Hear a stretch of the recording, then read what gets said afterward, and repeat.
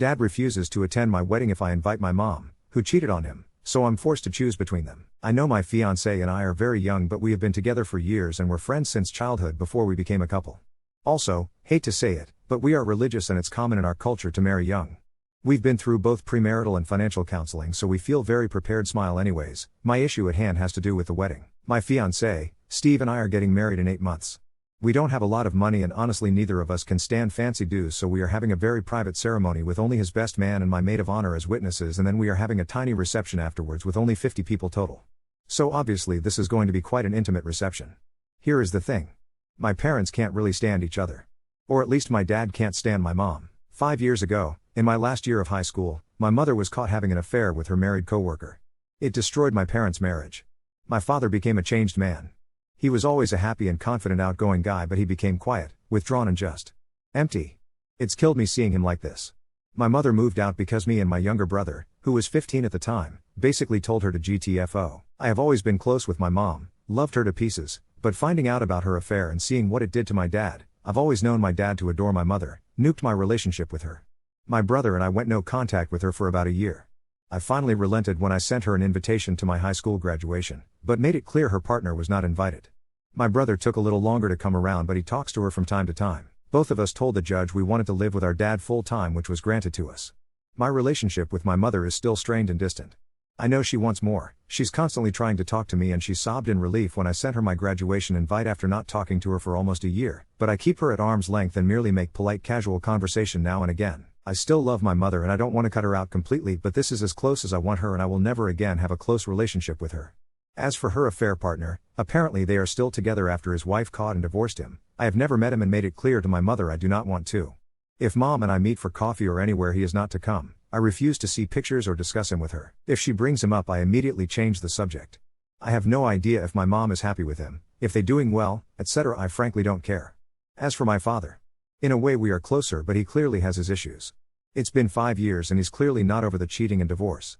He's not angry or bitter about it, just very sad and depressed. He won't call my mom or her lover by their names. He calls them he/him and she/her. He hasn't dated once since the divorce either. He won't be around her. For my graduation, they had to be at polar opposite ends of the bleachers and I had to have my phone on me so I could text my mom when she was allowed to approach and congratulate me, and then so I could text my dad to let him know my mom left. It will be this way when I graduate college as well. So, my question goes to my wedding. After I told my dad what Steve and I had planned for our wedding and reception, he got very quiet and asked if I planned on inviting her and him. I said yes, I would probably invite my mom even though her partner is not invited. My dad quietly said it's rude to only invite one half of a couple. He then said he didn't think he could come if she was going to be there. That maybe he could be there before or after she comes, but he just doesn't think he could interact with her in such a close setting. I was floored and very hurt. I told my dad I would think about it. Steve and I need to start sending out save the dates pretty soon, so we need to get this resolved. I've talked about this with Steve, and while he is very sweet and says he will fully support me no matter what decision I make, that I'm the only one who can make this choice. I also talked to my brother about it and he says he will show up no matter what, but he won't have much to do with our mother, if she's invited, beyond basic courtesies, and that he understands dad's position but thinks he's being kind of ridiculous. He also said technically it's rude to not invite her boyfriend, but it's also pretty rude to destroy two families by having an affair with another married man so her boyfriend can go fuck himself and mother can shove wedding etiquette up her ass. Personally, he'd prefer I not invite her either, but it's my wedding and I can do what I want and he will roll with it. My brother is a very blunt man and has not been as forgiving of the affair as I have. So now I'm stuck. On the one hand, if we are being honest, I really do want to invite my mother to my wedding reception. I absolutely will not invite her boyfriend regardless of how tacky it seems. He is not and will never be a part of our family. And honestly, I'm kind of angry with my dad. Believe me, I understand his pain and hurt, but it's been 5 years and I think he needs to start moving on. It's fine if he doesn't like mom, I don't much like her either, but to boycott my own wedding because she might be coming? Get over yourself. It's like his hurt feelings are more important than his only daughter's wedding. He really can't suck it up and just be in a reception hall with her for a few hours? On the other, I really love my dad. I hate seeing him hurt, I can't stand causing him pain. If I absolutely have to choose between my two parents, I will pick my father every time. Despite him being kind of a wet blanket about the wedding, he's a good man with a good heart.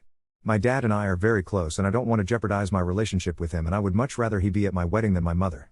Plus I'm thinking since I refused to invite my mom's boyfriend and it really is considered a wedding faux pas, I just shouldn't invite her altogether. I really don't want my dad to not come.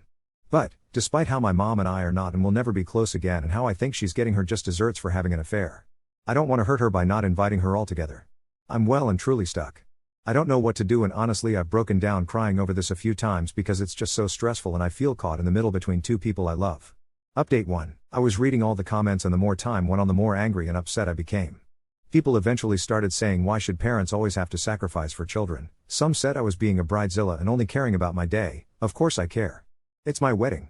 It's supposed to be a once-in-a-lifetime event that I want to share with everyone. Many people said my dad had depression and my mother's actions were so evil he was forever off the hook for good. Everyone was giving suggestions on how I could meticulously plan the days to rotate everyone and I felt like screaming. Steve eventually told me to get off of Reddit because he hated seeing me so upset. I couldn't even say exactly why I was upset. I just was. Steve said maybe I should go back to my old therapist that I had when my parents got divorced and talk it out with her. To me, this seemed like a great idea. I called her up and asked to have an appointment, despite finals being right around the corner. So I went and everything came out. How much I hurt still from what mom did and how we can never be close again. And honestly how angry I am at my father. I never really realized it, but I've gotten so furious and resentful of him. How he never even tried to get out of his funk, how dejected he acted if mom somehow came up, how he never said anything directly bad about her but subtly made me feel so guilty for loving her. Acting mopey, going from fine to depressed if she somehow came up, how I always feel like I have to walk on eggshells around him and how he gets a free pass because he got cheated on, something that happens to tons of people every day. I talked and talked and talked. I made a couple more appointments. I got through finals. I want to shout out to Steve here. He is the only reason I got through it all, passed, and got my degree. He is an incredible human being. The tipping point was my graduation day. Once again, my father made it clear mom couldn't be sat near him and he couldn't be near her at all. I had to text her when she could come talk to me and had to text him once she left. Her boyfriend was, of course, not invited. But it was so embarrassing having to contact the officials in charge of the ceremony and ask if my tickets could be changed so my parents could sit far away from each other. They were kind and understanding, but that's when I began to get very, very angry. My mom has no problem with my dad. She doesn't mind being near him even though she doesn't love him. I began to think how I'm going to have to rearrange all my milestones. My marriage, when I have children, my children's christenings and birthday parties, etc. Graduation was miserable. I couldn't look in any one direction to see my family as I got my degree and walked the stage because they had to be spread out. I had to make sure my phone was on me and fully charged so I could coordinate my mother and father's locations. It was so awkward mingling with one group and then my mother, knowing both groups were waiting to have their turn. My brother interacted with my mother and he was kind of cold but cordial nonetheless. My mother made no complaints, didn't try to argue or force herself in there, and patiently waited for her turn even though I could tell she was dying to spend more time with me. Pictures had to be rotated. I couldn't have one with all my family in there. My father was constantly texting during my time with her asking if she had left yet and if he could come back now. It seemed so childish.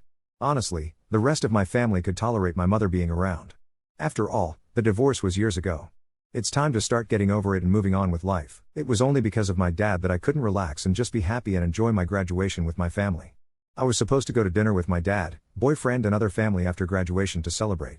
I told them I felt very sick and I needed to go home. I just didn't want to be around anyone anymore. Steve just held me while I bawled my eyes out. I hadn't cried that hard in years. I met with my therapist a couple more times. This is turning into a novel, so I will summarize what I came to realize in therapy. While the initial anger and hate I felt for my mom was real, I never stopped loving her. But I felt like because my dad had been wronged, I had to take his side. My dad has always made me feel guilty for loving my mother still. While his actions have never been overt, it has been very subtle manipulation. I felt like I had to give my dad carte blanche whatever he wanted because if I didn't I felt like I would lose him too. That he would reject and have nothing to do with me if I didn't practically ostracize my mother. My mother was at one point my best friend and that's gone. I couldn't stand losing both my parents. So dad has gotten whatever he wanted. And I'm realizing that in a subtle way, dad has been manipulating my brother and I to treat our mother terribly for years to punish her. My dad has always been a super passive-aggressive guy. It's nothing new. He's always guilt-tripped people and made these little comments that twist people up and hurt them. It's his form of control. I love both my parents. My mother did a terrible, horrible thing, but my dad is no saint either. My mom was just more upfront about her awfulness. My therapist and Steve also pointed out that if my dad is truly depressed or emotionally damaged, etc., he has never sought to get help for it. Instead, he has projected his problems and pain onto everyone else and made it their burden instead of taking responsibility for himself and attempting to go on with life, and that is not okay. I called my mom and asked her over for tea. Steve left to give us privacy. I could list everything we said and talked about, but it would make the post longer. Basically, my mom never loved my dad and should never have agreed to marry him. My dad knew mom didn't love him but didn't care and insisted she would love him eventually. Some very eye-opening things were said that made sense. My mother never trash-talked my dad, never has, but she gave insights as to why the affair happened. She says she understands it's no excuse for what she did and she is so very sorry for her own selfishness and weakness. Basically both my parents are human and mistakes were made from both sides. My mom had the affair, yes, but it's not like my dad was the perfect man either. While I still will never again be close to my mom, perhaps I don't need to be quite as harsh with her as I have been.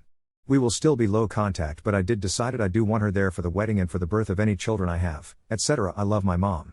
Always have and always will. She may not have been a good wife, but she was an excellent mother and I don't want to cut her out completely. I think my kids' lives will be more enriched having her in it. My mother started crying when I told her she was invited to the wedding, even though I made it clear to her her boyfriend is not invited. She didn't argue with me on that at all, and said she thought I had asked her to my house to tell her I would not be inviting her and she had been prepared to accept that rejection and understand it. I did tell her that if Dad was there she was to stay away from him and not try to mend any fences at my wedding. She says she understands completely and will mingle with my grandparents, her parents, and my aunts, uncles and cousins, her siblings and their children. I made it clear to my mother that if she even attempted to talk to Dad or any of his family she would be thrown out. She agreed without question. Steve and I had a final sit down before I called my dad. I asked him to please give me his honest opinion. Steve relented and said while he thought my mother had done the inexcusable, she actually seemed remorseful and willing to accept the consequences of her actions and to move on, and that my dad, while a nice guy, came off as way too sensitive and just weak. He said that my dad didn't cheat, but he had caused me a lot of pain and anxiety since the divorce and it made him very angry and it was getting hard to like or tolerate my dad, and that his family felt the same way, that my dad was actually a master bully in disguise as a super nice guy. I called my dad and asked to come over and that I needed to talk about something. I sat him down in his living room, so this talk was in his space where he could retreat if he needed to, and said basically, Dad, I love you so much. You mean the world to me. But after the fiasco of my graduation I've come to realize I have had enough of feeling like I have to pick sides for you and Mom. I'm sorry what happened, Dad. I really am. But that was 5 years ago. You lost a wife, but I didn't lose a mom. I'm sure you don't mean to, but you've been making me feel like I can't be close with you if I want to have any kind of relationship with Mom. If it's still impossible to even be in the room with her dad, then maybe you need to talk to someone so you can start feeling better and not be in so much pain. Is there some kind of abuse that happened that you're not telling me about that makes this impossible?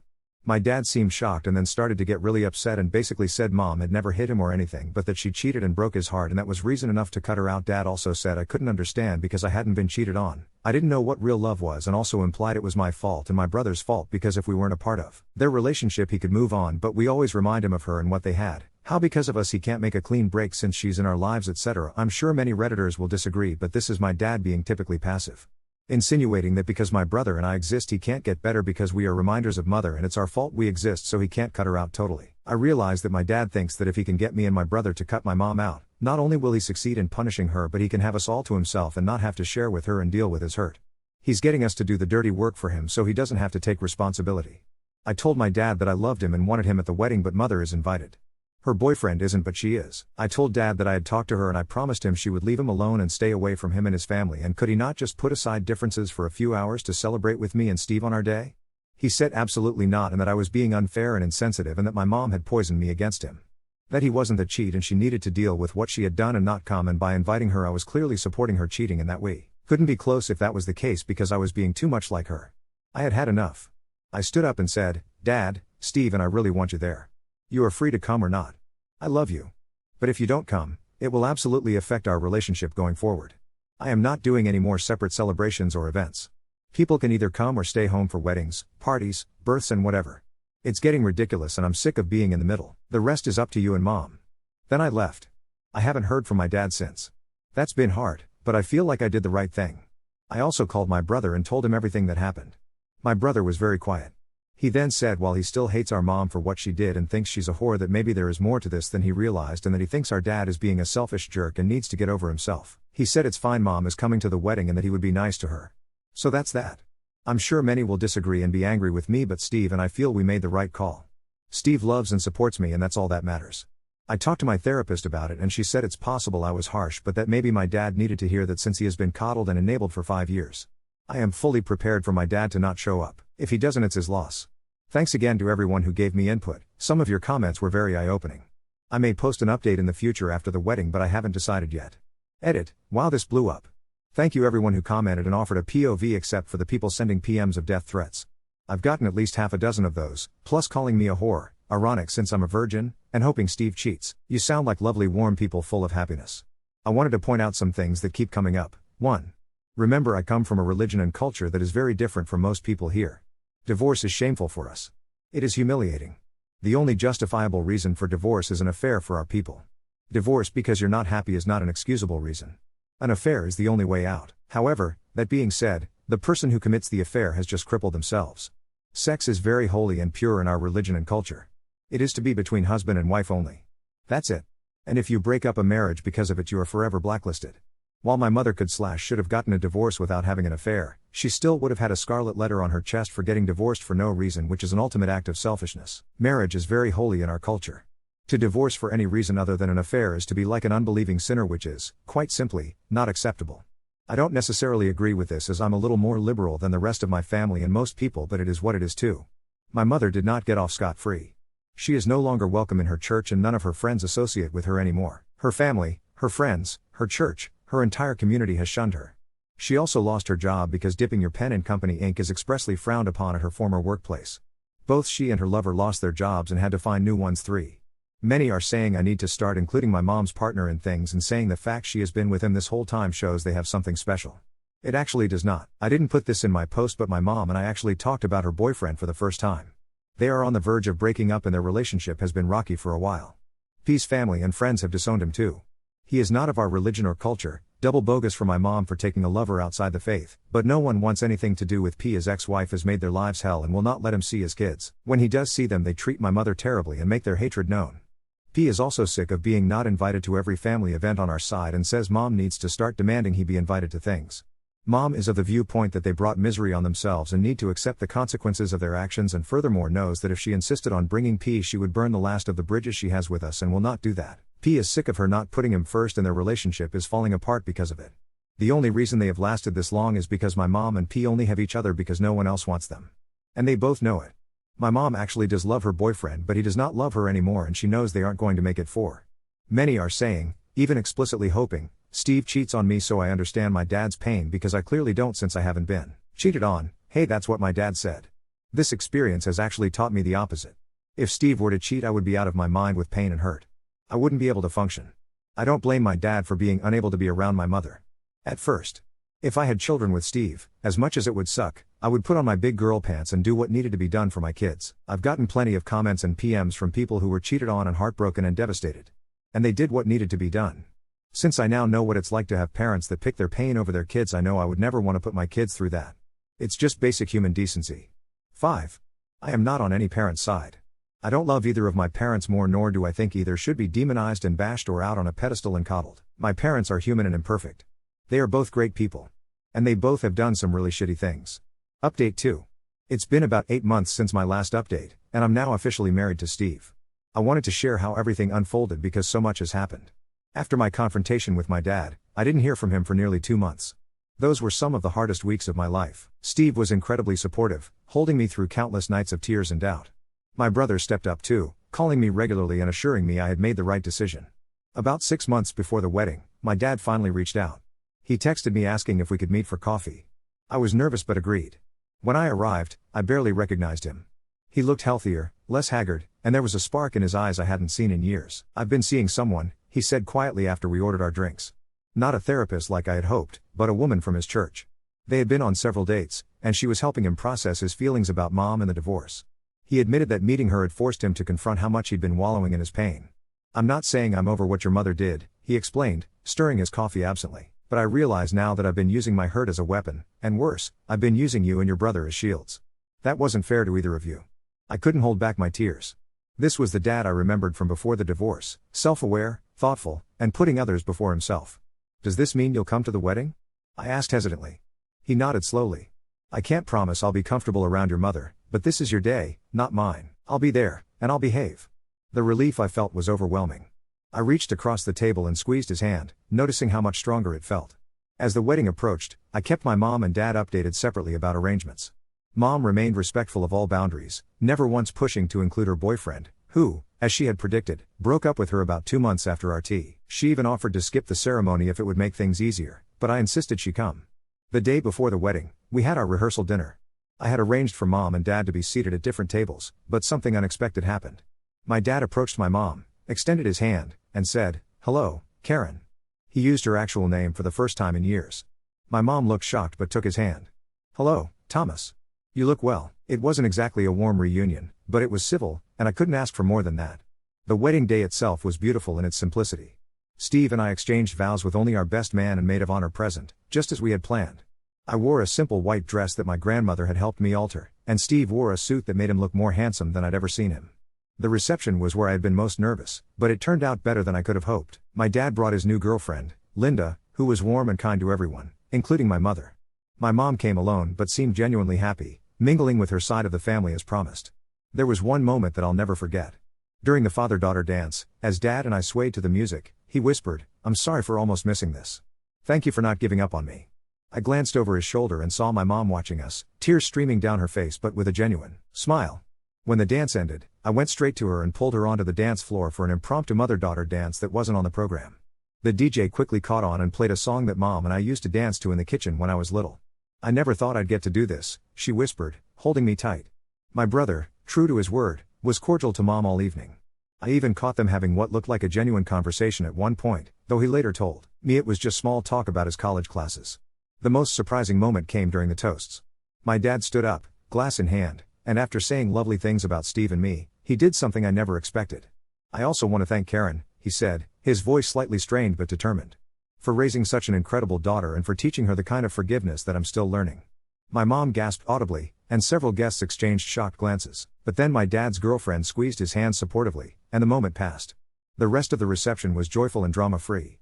Steve and I danced until our feet hurt, cut the cake, which Steve smashed into my face despite promising not to, and left amid a shower of rice and well wishes.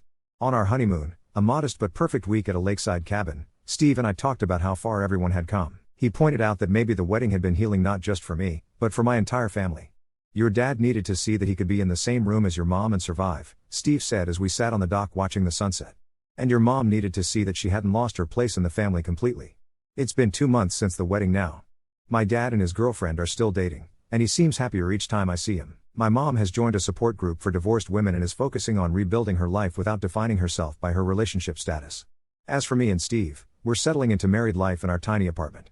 It's not perfect, we argue about dishes and budgeting like any couple, but after navigating the minefield of my family dynamics, these normal problems feel refreshingly simple.